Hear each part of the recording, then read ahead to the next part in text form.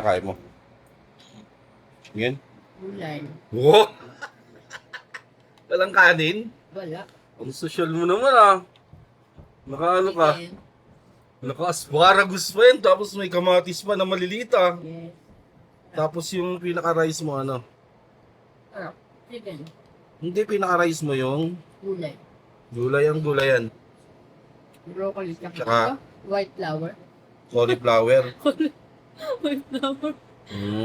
Social ah. Pumunta lang ako yun oh. Gusto na. Puro gulay Grabe. tayo for today's Ha? video. Puro gulay. Tibay ah. Alam mo, totoo talaga eh. Kanin nam ng kain. Subo nga, kanin subo. Sarap.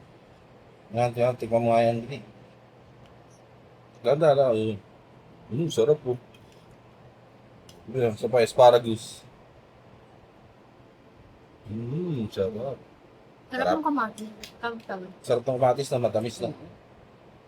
Parang ano siya, may feel ko to. Parang cherry. Cherry siya. Sarap.